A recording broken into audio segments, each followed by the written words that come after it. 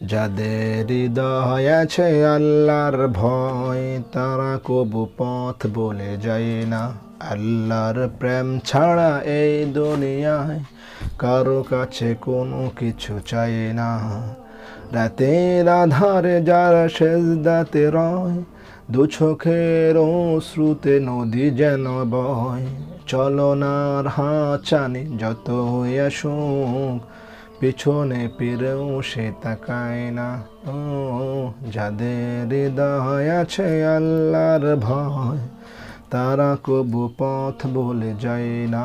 আল্লাহর প্রেম ছাড়া এই দুনিয়ায় কারো কাছে কোনো কিছু চাই না।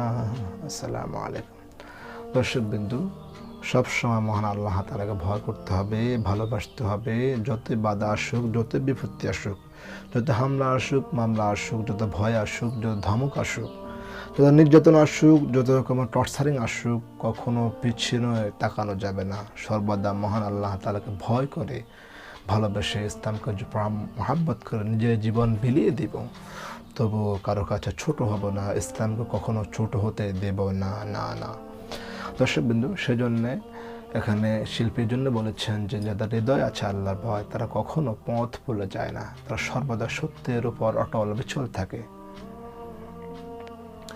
তারা কখনো আল্লাহ ভালোবাসা ছাড়া কারো কাছে কোনো কিছু চায় না। সবসময় মানুষকে ভালোবাসা আল্লাহর জন্য। মান আহাব্বা লিল্লাহ ওয়া আবগাদা লিল্লাহ ওয়া আ'তা লিল্লাহি ওয়া মানা'a লিল্লাহি ফাকাদ ইসতাকমালাল ঈমান। কাউকে ভালোবাসা আল্লাহর জন্য, আবার কাউকে ঘৃণা করা আল্লাহর জন্য, যেটা সহিহ হাদিস। এছাড়াও হাদিস শরীফে এসেছে যে তোমরা সর্বদা যে যুদ্ধের মধ্যে নিজের শক্তি দিয়ে মানুষকে পরাজিত করে সেই শক্তিশালী ব্যক্তি নয়। সবচাইতে শক্তিশালী ব্যক্তি হচ্ছে ওই ব্যক্তি যে হাজার কোটি মানুষের সামনে নির্দ্বিধা নির্ভয়ে সত্য কথা বলতে পারে। সে হচ্ছে সবচাইতে শক্তিশালী ব্যক্তি। এছাড়া বলা হাদিস শরীফে এসেছে যে অন্তরের বিরুদ্ধে কথাবার্তা বলতে পারে, সে হচ্ছে সবচাইতে বুদ্ধিমান ব্যক্তি। দর্শকবিন্দু, সেজন্য অবশ্যই খেয়াল রাখবেন যে আপনার এই ভয়, মানুষের জন্য ভয় যদি করেন আপনি, মহান আল্লাহ তাআলা আপনার থেকে রিজিক উঠিয়ে নেবে, সম্মান উঠিয়ে নেবে, আপনার বিভিন্ন বালা মুসিবত দিয়ে আপনাকে জর্জরিত করে ফেলবে।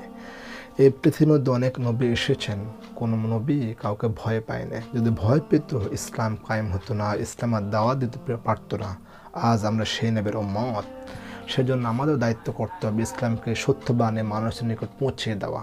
অবশ্যই সর্বদা সত্য কথা বলবেন, সত্য মানুষের নিকট পৌঁছে দিবেন, দায়িত্ব।